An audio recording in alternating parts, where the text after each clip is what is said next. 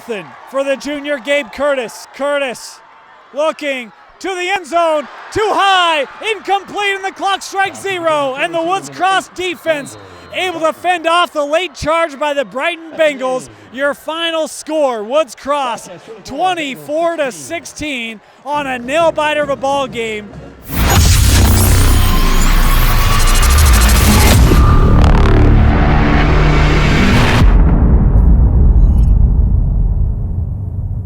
Welcome in Deseret News Rewind, moments of the week in consistent performer video, brought to you by the Utah Army National Guard. That's right, and Dusty, the Utah Army National Guard, hey, it's a great place to learn on-the-job training skills, but it's more than just military work. They've got over 100 and how many? 150. 150 different career opportunities available training through the Utah Army National Guard. Visit www.nationalguard.com to find which one fits you.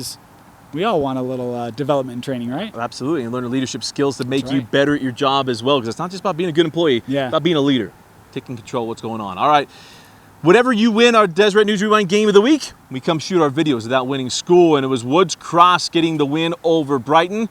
Thus, we are here at Woods Cross. Yeah, and had a great chance, Dusty, to catch up with a few of the players. This is a team that returned some experience, but well, they returned players familiar with the program. Had some injuries last year that they had to fight through. And it's been really, really valuable, but we had a chance to meet up with Carter Weierman, as well as Hyde and Josh Larsen to talk about this Woods Cross unit here in 2019. How good was it to go to Brighton? First, a cool setting, but talk about getting that win against Brighton, maybe a measuring stick for you guys. It's always good to get a win, especially on the road. Started season 3-0. Our first home game next week. That's good. All right, so Hyde, man, a sophomore, bursting on the scenes. You came into last night with 6 touchdown receptions in 2 weeks. Had another one last night. And man, you're just like the deep threat that no one can seem to cover. Talk about what that game was like and going up against Brighton and kind of helping to provide that long ball to the offense. It's really just the O-line giving Carter time. That connection that me and Carter really have really helps, and the O-line gives us a lot of time to get it out quick. Well, Carter, I mean, you talk about this offense. It was timely scores. I mean, you guys could put up a lot of yards. Talk about this offense, how you guys be able to groove together here, especially you and Mr. Hyde here earlier in the season. This is my 3rd year running this offense, so every year we just get more comfortable and better with it. And especially this year, I feel like we've been working hard at practice, and it's all starting to come together. Is there something different with this group this year? I mean, you talk about your 3rd year being in this offense, but is there something different with this group? Your first 3-0 start, I think someone sent it to us since like 2004, somewhere in that range. I mean, is there something different with this group of guys? The leadership is definitely there, and that team chemistry. We never get on each other. We're always supportive of each other, no matter what happens, no matter what stakes. We're always just supportive of each other. You know, Carter, you said your 3rd year, so what would you say is different with this team than the other years you've been here? Just like Josh said, like team chemistry is so much better. Like everyone's best friends, and it's just so much fun to play with each other and play for the school, and it's fun to win. Luke, we'll give you the same question. You played last year as a freshman. What difference do you see last year to this year with this Woods Cross group? It all really came together in the off-season. We worked so hard in the off-season, and I'm with these guys, the team chemistry, and everybody's just brothers. And the brotherhood is just real out here. 3rd year for Coach Fresques. What has it been like to play in this system for him and to come up? What have you learned from him? What's been your favorite thing learning or playing for Coach Fresques? He's really taught me a lot. He's just really told me to keep your head and don't do like anything super dumb out on the field, because we had penalties last night that could have cost us the game. There were a couple, yeah. Well, talk about it defensively. Brighton gets the ball at the end of the game. You got a chance to tie things up. And they're getting pretty close to the end zone. Last 9 seconds, they got 2 shots to the end zone. What were you saying in the huddle to try to keep everybody together? Mostly everyone just got to keep their head, no stupid penalties, and make sure everyone just does their job and came out with the win we did. Carter, you've been really efficient in this offense. I mean, I think coming into last night, you had 7 touchdowns and 2 interceptions, and talked with Coach before the game. He said, that should be 8-1. What has been the key for this offense to be as efficient as it has been in the first couple of weeks of the season? I mean, it makes it easy for me when my offensive line is giving me time, and my receivers are great, especially Luke. I mean, it's easy when you got guys like that. I mean, I've been doing the offense for 3 years, and it just gets easier and easier every year. I heard you guys joking, Brighton didn't stay in man coverage very long. It's difficult when you got this guy on the outside. Josh, I've got a question for you. The Woods Cross defensive line felt like you guys were just making a living in the backfield of Brighton. What's it like to be a member of this defensive front, because you guys were just dominative last night? Definitely is. It's awesome. D-line always works hard at practice, and we get after it in the weight room. And so when it comes game time, it just comes naturally. Just be aggressive and outpower the offensive line and get in the backfield. The Battle of Bountiful is real, right? Because you got Woods Cross, Bountiful, Viewmont, and now Farmington kind of on that side. What does it mean for you guys to kind of stake claim? Best start in the area, you and Farmington, really. What does that mean for you guys? Is that something you guys talk about as a team, or is that just something we get to enjoy whenever we talk with you? We definitely gives us confidence as a team, for sure, especially after our last season, where kind of rough season last year. So starting off 3-0 definitely gives us a lot of confidence going into region play and any further games. So yeah. Well, fellas, congratulations on the big win against Brighton, and best of luck on what has been a great start, but the rest of your season. Thank you. You know, those are kids with good heads on their shoulders, and a lot of that comes when your coach helps keep you focused as well. But those, you try to slip them up a little bit. No, didn't try to slip them up. Talk about the Battle of Bountiful. I really thought about it. Because that's a big thing. It is. But the answer, I thought they handled the answer really, really well. But it's obviously because they got a coach that helps keep things in perspective for you. Yeah, Coach Fresques, his third year here at Woods Cross, Dustin. First year, really good year. Last year, a little below expectations. Had a lot of injuries he had to deal with. Here in year 3, though, boy, he's got this program trending right where they want it to be. Here, Coach Andrew Fresques, and Coach, third year here at Woods Cross. You talk about the journey it's been. I mean, I think we found out there was first 3-0 starts like 2004, somewhere in that range. What has it been like for you in these 3 years of what you're building the foundations? What right now is starting to be a very promising year. Yeah, for us it's just little things. Focus on little things, and we just got to pride ourselves on discipline. Just being disciplined, and for me it's a lot of things off the field. You know, if we do the things off the field, it's going to carry over to on the field. So it's really been harping on those things every single day, day in and day out. You talk about off the field. You know, I was talking with you a little bit before that game against Brighton yesterday, and you said Luke Hyde gets some notoriety. People talk about him because he's a really good football player, but you were the first to mention, but he does a lot of little things off the field, first in the film room. What are some of the things unique about Luke that has helped him to be so great and such an important contributor for your offense as just a sophomore?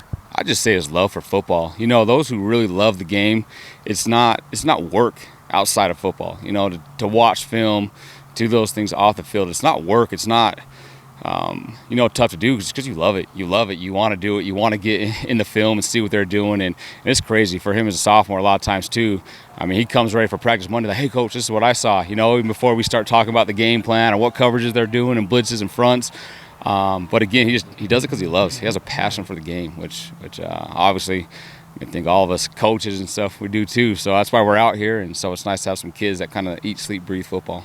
It's going to be nice to have a pretty good battery. When we talk about Luke, but we talk about Carter as well. I mean, they obviously have a very good chemistry, and when they connect, I mean, it's touchdowns. I mean, there's not a lot of receptions, but do they score? What's it like to have a combo where you know that you have a kind of a go-to guy, but you got a quarterback that can give him the football? Yeah, and that has a lot to do with Carter and getting his preparation, just being efficient, and taking what they give us. And then we know, hey, when they're giving us some one-on-one with Luke, because a lot of teams are starting to put a guy underneath, a guy over the top, and when we see it, we're going to take advantage of it. And that's a lot to Luke, too, just being patient, being a team player, and they're going to try and double him and do that type of stuff. Carter's good. We have other playmakers, so go there, and then when we see it, take advantage.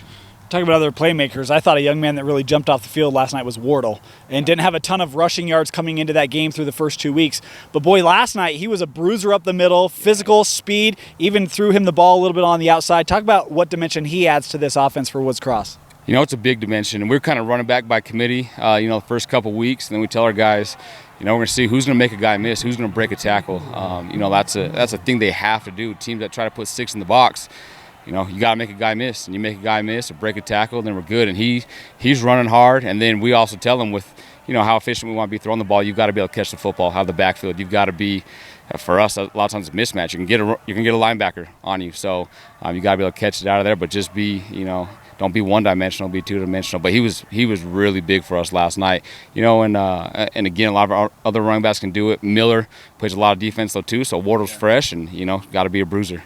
That was one of the things I was going to ask you about next, and man, you're just transitioning this conversation great. all the talk about the offense, and they've been really, really good. But the defense last night, I mean, your defensive line got after it and then making big stands late. Yeah. Talk a little bit about that side of the ball and what they've brought to you in the first couple of weeks of this season. Yeah, I mean, our defense has been outstanding. They've been great. And so, yeah, it's not about the offense. You know, even defense, too, special teams, all three phases. But our defense, the last 3 weeks, I mean, they've been close games. And when we've needed them to step up, they've stepped up. I mean, you know, they don't hang their heads. Westlake goes up on us 21-0 real quick, you know, and they shut them out. You know, this week too, just when they need stops, they get stops. It is the best I've seen from our D front as far as getting pressure.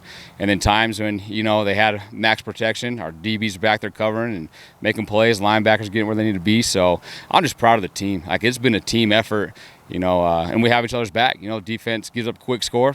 That's all right. We'll go get it. You know, offense goes 3 and out. Hey, we'll get back on the field, you know, or whatever it is. We just have each other's back. But our defense has been lights out, especially when we needed them to the last 3 weeks. So they'll continue to be that way. Coach, when you look at, it's one thing to always talk to your guys, hey, we have this potential. We have this potential.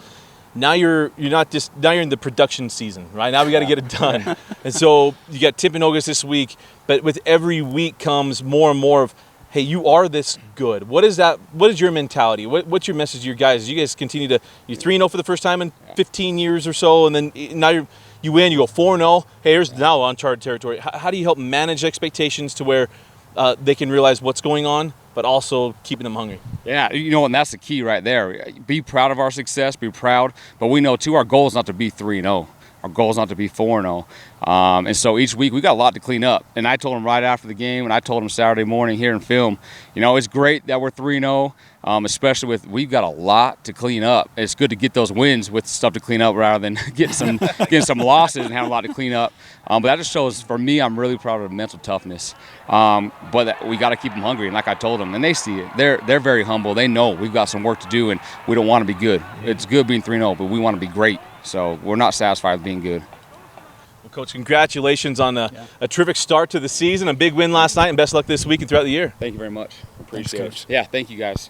It was a big win for Woods Cross. I tell you what, Brighton and Woods Cross, these are two teams in 5A that you want to make sure you keep your eye on, because they looked very, very good. Both of them did. Yeah, I mean, we'll first talk about Brighton a little bit because, you know, Coach Hem, first year there.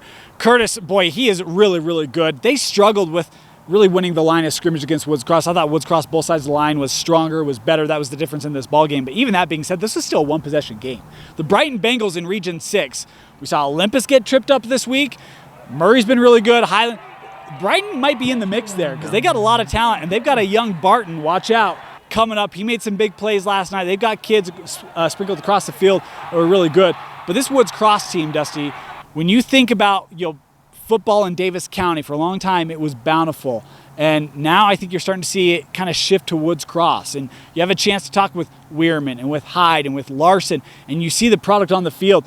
This program is being built with a really strong foundation. Last night I'm watching that defensive line, I'm thinking, holy cow, this is kind of mimicking other, you know, elite football teams where they build on the line of scrimmage. Right. That's what Coach Fresques has been able to do, and it's having really good success here in the early part of the year. Well, it's going to be a lot of fun. Again, whenever we put out our Game of the Week polls, get on those polls. We'll go do those games. You win, we'll come to your school as well. For Vince Francis and Dane Stewart, I'm Dusty Litster. Thanks for joining us watching Deseret News Rewind on DeseretNews.com.